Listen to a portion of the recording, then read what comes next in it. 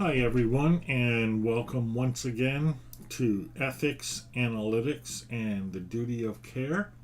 I'll just get this PowerPoint set up here, which I forgot to do before the start of this, so I'll do that now. Sorry about that. I thought it was all set and ready to go, but of course I wasn't. Because that's what happens when you're doing stuff live sometimes, and when you're doing it by yourself and you don't always think of these things. And of course we're going to have a train go by too, just to make life fun. There we go. Approaches to ethics. I might trim the first few seconds off this video. If so, welcome to Ethics, Analytics, and the Duty of Care, the beginning of Module 5, which is Approaches to Ethics. I'm Stephen Downs, and I'm leading you through this course today. Now, what we're going to start off talking about when we talk about approaches to ethics is the question of the basis for statements about the ethics of learning analytics and AI. We make lots of statements. We say things like people's rights to privacy should be respected, or we need to balance the risks and benefits, etc., etc. We've gone through a whole number of these already. The different ethical principles, the different ethical values, the issues that have been raised. Excuse me. We've covered a lot of this stuff already. In this module, we're going to look at the deep and rich history of ethics to see if we can draw out what the basis of these ethical statements is, why we make them, what justifies them. So let's look at some of the language that's actually used in some of the papers that talk about ethics and analytics and AI. Here's one from K. Korn and Oppenheim, 10 years old, but it's still relevant. It says, to satisfy expectations of the born digital / born social generations, there is a likely requirement to take on ethical considerations, which may run contrary to the sensibilities of previous generations, especially in respect of the trade-off between privacy and service. Excuse me one moment. Nothing like getting a frog in your throat just as you're doing a live video. So my take on their take is, really? Is that why we're doing it? To satisfy the expectations of born digital and born social generations? That doesn't really seem right to me. I don't really see that as being a reason to start looking into the ethics or even to change our positions on the ethics. It's not about satisfying expectations of a generation. How about this? Drew, 2016, saying, people think that it would be irresponsible not to use data science in certain cases, and that we should not lag behind other countries. Again, what sort of reasoning is this? Do we draft our principles about AI and the ethics of AI based on what people think or whether or not we lag behind other countries? Now, this comparison between other countries is used to justify a lot of things. Whether we should develop a certain industry or adopt a certain policy. The idea that we're lagging behind suggests a moral superiority to the position those countries who are ahead are taking. But what does it mean to be ahead? Well, look at the Brookings Institute, which writes basically, whoever leads in artificial intelligence in 2030 will rule the world until 2100. So the idea here is what's right is ruling the world. Really? I'm not so sure about that. What about this? Voltaire's Candide might have said, we're faced with the imperative to seek out the best of all possible worlds. This is one of those worlds where we do the trade-offs, the risks, the balances, and all of that. We have this requirement to ask, is this the best of all possible worlds? Candide goes through a world where there's all kinds of violence and injury and just generally bad behavior and horrible conditions, and yet still comes to say, this is the best of all possible worlds. This is as good as it gets, and the reason why we have to put up with this bad stuff is so we can have this good stuff. Now, is that a reason for ethics? Is that a reason for artificial intelligence? I think these three approaches are kind of superficial. They're kind of superficial, not in the sense that they aren't good arguments, although I don't think they are good arguments, but they're kind of superficial in the sense that they don't actually address ethical questions at all. They're all fancy ways of changing the subject. You know, we go back, expectations, that's a different subject. Not lagging behind the others, that's a different subject. Best of all possible worlds, that too is a different subject. But what about what is right and what is wrong? These are the questions that ethics gets at. And these are the questions that we want an ethics of learning analytics and artificial intelligence in education to get at. Not whether it's popular or whether it rules the world, but whether it's right or wrong. But how do we determine that? Well, ethics has been a topic of interest, well, forever. Human interest in ethics goes back at least 3,000 years. I was going to put 3,500 years and it wouldn't have mattered. We go back to the Epic of Gilgamesh. We go back to the Iliad of Homer, the Icelandic Eddas, and we see an ethics with a set of values that suits strong leaders of small tribes, and we see that echoed throughout history. We see things like the Sumerian Farmer's Almanac and the Egyptians' instructions, which both advise farmers to leave some grain for poor gleaners. These are both examples from Wikipedia. So we do see a different sense of ethics. This study of what is the right way to live, what is the right way to be, what are the appropriate actions to take in different circumstances, in different conditions, probably is as old as human society itself. And in fact, we might argue that the very possibility of a society requires ethics. Or another way of putting it, ethics, the result of ethics, is the creation of human society. Once we started thinking about what does it mean to do right or wrong to each other, that's when we began to get along with each other. Ethics has a long history and association with religious beliefs. I was going to list a whole bunch of things. I could have gone, looked at Sharia code from the Islamic tradition and then the law codes that follow from that. Or I could have looked at, say, the Ten Commandments or the guidance of Jesus in the Christian Bible. I could refer to the Analects of Confucius or the guidance that Lao Tzu makes in the Tao Te Ching. There is a long history of ethics telling us what the right way to live is. At the same time, this association is waning. I say waning in a loose sense, not as a precise mathematical calculation. But, we see in the chart here on the right-hand side whether belief in God is essential to morality, and we see in some societies, such as, say, the United States, Egypt, Indonesia, El Salvador, and Ghana, people believe it is. And yet in other societies, Canada, France, Israel, Australia, people believe it's not necessary to believe in God to be moral. There is a tradition of writing in this school. I referenced Miguel Goulin's summary of Greg Epstein's book, Good Without God, and it follows in a long tradition of such books. Kai Nielsen, who taught at the University of Calgary while I studied there, has written Ethics Without God. J.L. Mackie is well known for his book, Ethics, Inventing Right and Wrong.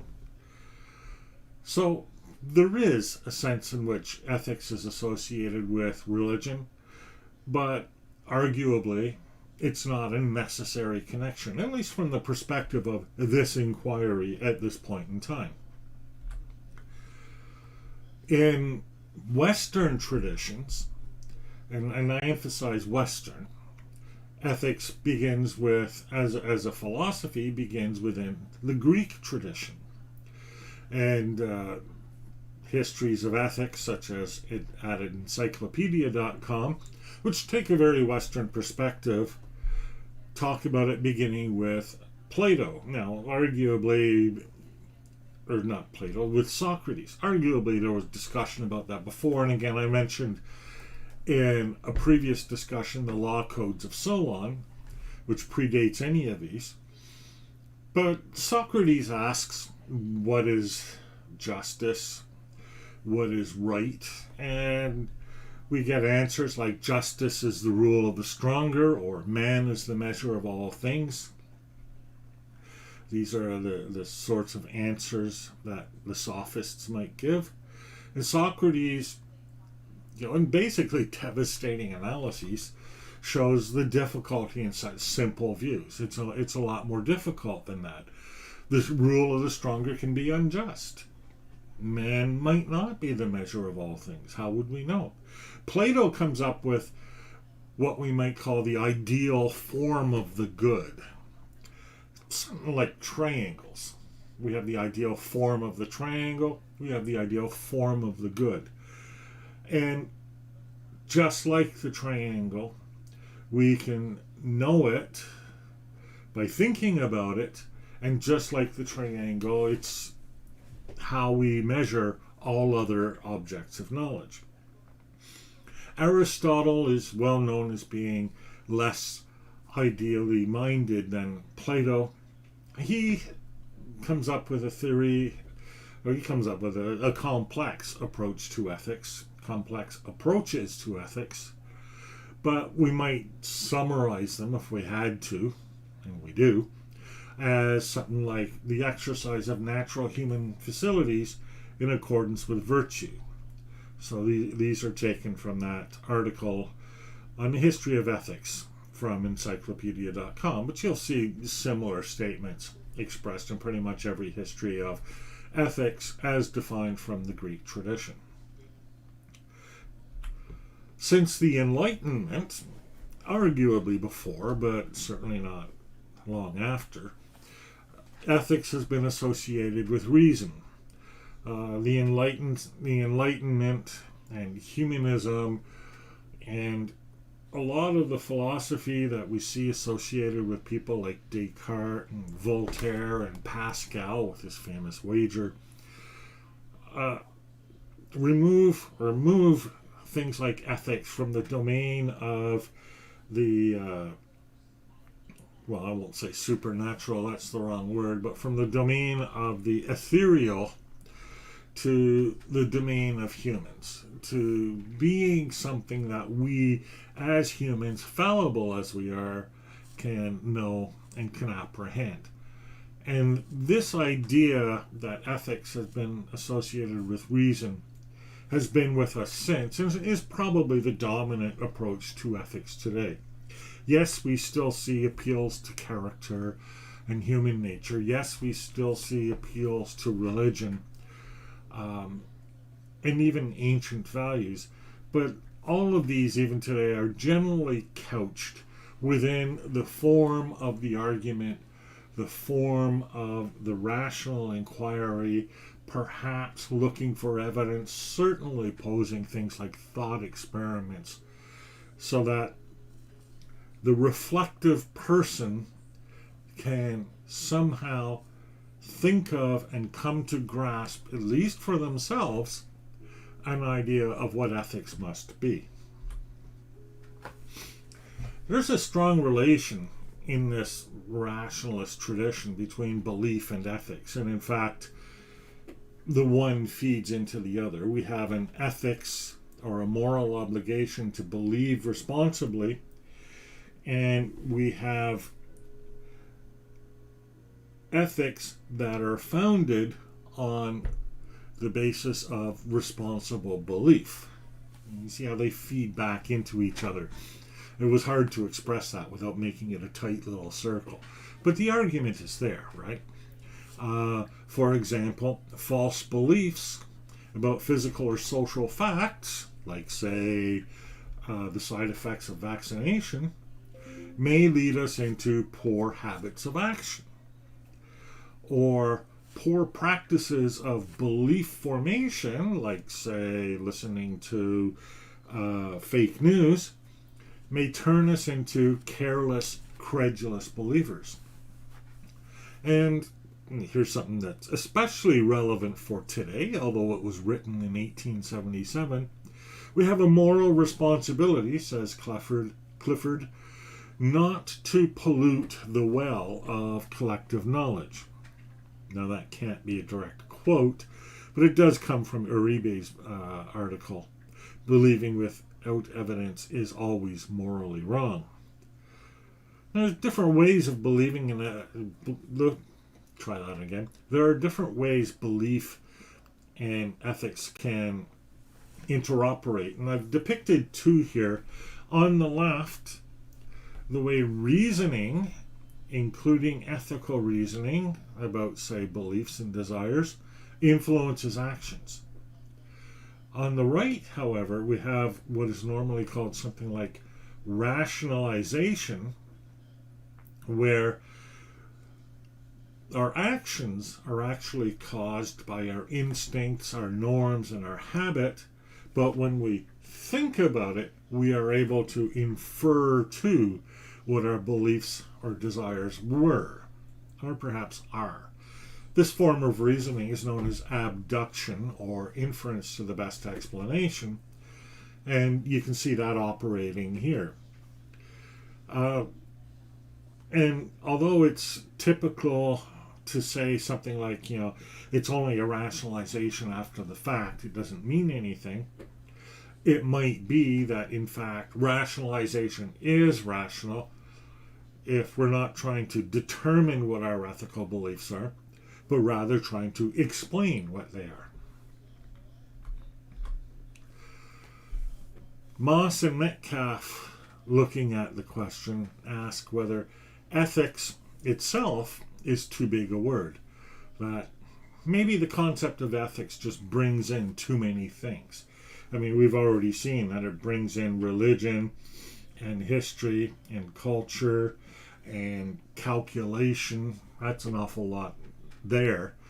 And then today we have a much more complex ethical picture, looking at things like compliance, legal risk, corporate values, and moral justice, and more, all sometimes described as ethics, and all sometimes working in parallel, as they say, sometimes coming into tension with each other.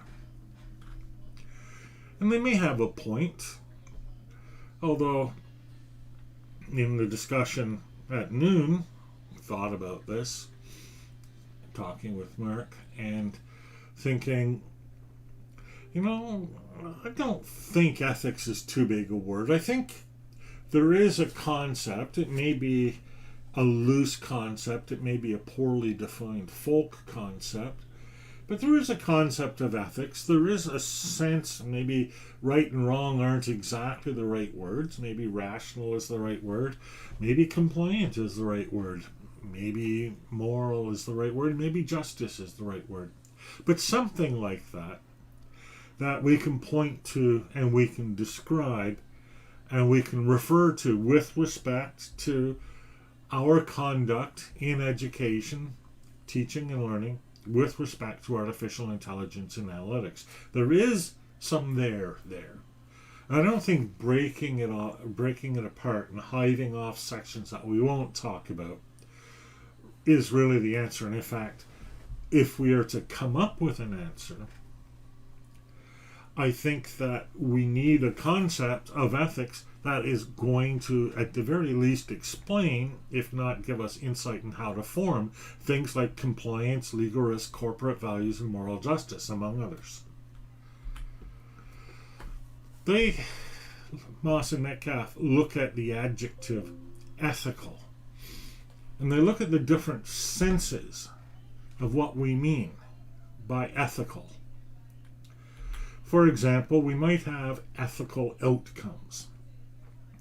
They write that this might consist of a cloud service company declining a contract with an abusive government or agency, or equalizing error rates across protected classes in an automated hiring system. The outcome, in other words, is the result of the process. It's the non-discrimination that we see in our hiring. It's the non-compliance with unethical behaviors we see in some governments.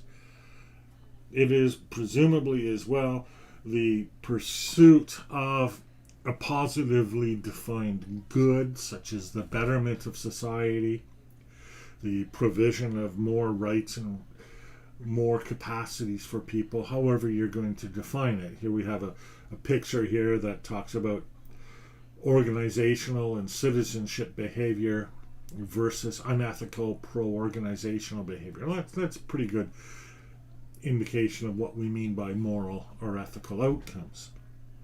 But of course, ethics is more than outcomes. There's ethical processes. And, we can compare ethics in this sense to something like scientific method, where what's important isn't what comes out the other end. Now, presumably in science, we want what comes out the other end to be true, accurate, productive, effective, or whatever the different scientific values are. But what makes it so is the process that went into producing that output. And in science, we call that the scientific method. Now, we could talk for a long time about exactly what we mean by the scientific method, but it is generally agreed that there is one. And it is generally agreed that there is one because it produces good outcomes. I mean, after all, we're living in an age of technical and other wonders, technical and scientific wonders. We were able to develop a vaccine for COVID in a year. I mean, that's virtually miraculous, but it's a consequence of scientific method. Similarly, in the domain of ethics, a rigorously ethical process can look like some kind of messy, even unnecessary process, but the idea here is you follow the process and something good comes out the other end. What does that process mean? Well, there are many descriptions of ethical process, and that's part of the problem. This one here talks about knowing the facts, looking for the right people, knowing the applicable laws, being accountable towards stakeholders, noting the core values of the company, and being objective in decision making. Now, that would seem like a very odd statement of an ethical process to other people. And so it's not simply having a process that makes something ethical, but it's having an ethical process, which means something like a process, I guess, that would produce desirable ethical outcomes. Another way to look at this, and we talked quite a bit about this in the previous module, is ethical values. Now, here we have a description of values that describe states, humans, or any other beings' desires, such as beauty, justice, wealth, and I add, are expressed as ethical principles. The little diagram there shows a bunch of them, right? Determination, respect, integrity, equality, culture, morality, trust, discipline, character, energetic, industry. Well, there's too many to name. I came up with a reasonably long list of values, but arguably there are many more. And then you have to take these values, instantiate them as principles capable of concrete action, and then figure out what to do when the principles conflict with each other, as they inevitably will. Another way of looking at ethics is to think in terms of ethical requirements, the checkbox system that we seem to have adopted as the norm for so many of our institutional and technological processes. For example, here we have an article from Nature telling us ethical requirements are requirements for AI systems derived from ethical principles or ethical codes or norms. So we have unique value, risk, benefit, consent, traceability, privacy, and these all feed into an institutional or ethics review board approval process. Tick, tick, tick, tick. Is that ethics? Is that what we mean by ethical? I don't think it is. I don't think any of these four accounts covers what we mean by ethics. Maybe another way of looking at it is to look at the different approaches to ethics. We're going to do a lot of that in this module. This here is a very quick sketch, and I'm not actually going to divide the approaches to ethics in exactly this way, but I wanted to highlight this from Velázquez because it does actually represent a fairly contemporary perspective on what the different approaches to ethics are. And the 5 approaches are as follows. The utilitarian approach, which is a consequentialist-based approach, based on something like creating the most good for the most people. There are different approaches of interpreting a consequentialist position on ethics, and we'll look at those in some of the next talks. Another approach is the rights-based approach, and we've seen quite a number of the ethical codes and statements on ethical principles adopt an explicitly rights-based approach to ethical issues in analytics and AI in learning and teaching. And there's a lot to be said for that approach. Certainly we would think that it's unethical to violate somebody's rights. We'll have to look at, though, how we identify what those rights are, what constitutes a violation of a right, and whether the domain of ethics is exhausted by a discussion of rights. And of course, somebody will always say, well, if you're going to talk about rights, you have to talk about responsibilities. Another approach is the fairness or justice approach. This derives, in current philosophy at least, from John Rawls' book, A Theory of Justice, which defines justice as fairness. And many ethical principles that we've looked at so far are based on this concept of fairness. Fairness itself is represented as an ethical value, and we talked about that. There's a history of this sort of approach, and I'm going to characterize that in this module under a more general heading of a contractarian or a social contract-based approach. And so we'll be looking not just at Rawls, but also at people like Hobbes, Locke, and Rousseau, and thinking about the different bases for and the different ways we can go about creating social contracts. Additionally, there's an approach based on the common good, which again makes us think of Rousseau, but it also makes us think of Mao. And it makes us think of communitarian-based ethics, where what's good and what's right is based as much on what is good and right for everybody as on what is good and right for oneself. And then finally, as mentioned earlier, there's the virtue approach, and I will talk about that. Virtue-based approaches may have begun with Aristotle, although certainly I think people have talked about that before Aristotle. And it's enjoying a modern renaissance, if you will. And there's quite a bit of discussion of character-based approaches to teaching and learning. And these character-based approaches to teaching and learning, I think, will inevitably seep into a discussion of the ethics of analytics and AI in learning. So, like I say, I'm going to recast these 5 approaches. I want to bring in a more historical perspective, and I want to break out a bit from the fairly classic Western approach to ethics that these 5 approaches represent. Finally, we're going to look in this module at what is called meta-ethics, or as my old professor John Baker would say, meta-ethics. And I would say there's no R in meta-ethics. And here we're looking for, we've got all of these ethical theories and ethical approaches. Here we're looking for the basis for ethical reasoning. How do we choose among them? How do we make decisions among them? How do we, if we want, balance them off? Or how do we assign priority to one approach over another?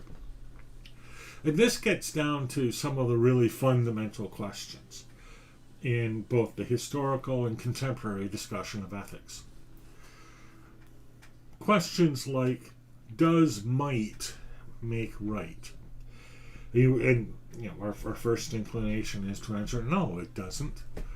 And yet, if we look at, say, international diplomacy, it certainly seems that it does. And so we need to take that question seriously. Or how about the question of whether ethics describes duties? Can a fairly abstract, and it is abstract, concept such as ethics and moral reasoning create and impose duties on people? Can I say to you, and be justified in saying, you have a duty to give money to the poor, or you have a duty to rescue a drowning dog, or you have a duty to refrain from murdering people? Are ethics based on rights? We mentioned that before in the different ethical approaches, but here we flip around the question. Suppose we have rights. Does that give us a theory of ethics? Suppose rights are foundational. On the other hand, suppose rights are not foundational. How then do rights and ethics relate to each other? Do ethics require agency? There's an old principle, ought implies can. That is to say, if it is a moral obligation to do something, then necessarily you need to be able to do it. And usually this is expressed in the converse. If you are not able to do something, then you do not have a moral obligation to do it. Well, that seems to make sense, but what do we mean when we say not able to do something? Because we hear this kind of argument a lot in contemporary society. We cannot stop using oil to power our society. Therefore, we have no ethical obligation to stop using oil or to move toward renewable energy sources, for example. And then finally, the big one that gets everybody, relativism versus universality. If there is an ethical principle, does it apply to everyone all the time? If there is a system of ethics, maybe a consequentialist system, maybe a rights-based system, does it apply to everyone all the time? After all, the United Nations didn't just call it the Declaration of Human Rights. They called it the Universal Declaration of Human Rights. Conversely, what if ethics is different from one environment to another? In our discussion so far, and looking at the ethical codes in particular, we've seen that we can think of ethics as being very context bound to a specific profession, bound to a specific set of objectives or outcomes that we're trying to achieve. So maybe ethics is relative. And if it's relative by profession, maybe it's relative by culture. We saw that different societies view the role of God in ethics differently. Does that mean then that different societies can have consistently different sets of ethics? Or does it mean that some societies are basically unethical and other societies are ethical? And if so, how do you judge which ones? These are tough questions. These are the sorts of questions that we need to wrestle with.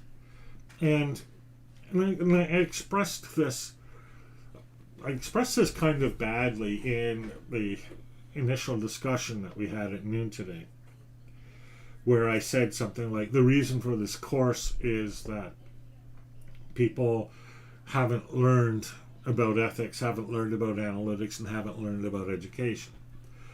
But what I mean by that isn't that people haven't been schooled by someone like me who will tell them about all of these things.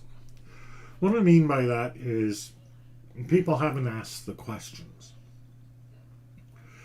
A lot of the discussion of ethics in artificial intelligence and analytics simply assumes, say, that privacy is a right and must be respected. But when we push that, and we must push that, what is the basis for such a statement? After all, privacy protects criminals as well as the innocent. And, it seems like, well, of course, we should just balance this. But what makes a consequentialist approach, a technical approach of balancing it, the right approach? I mean, you wouldn't balance killing and not killing, would you? Or would you? Sometimes it seems that our society would. So those are the kinds of questions that need to be asked.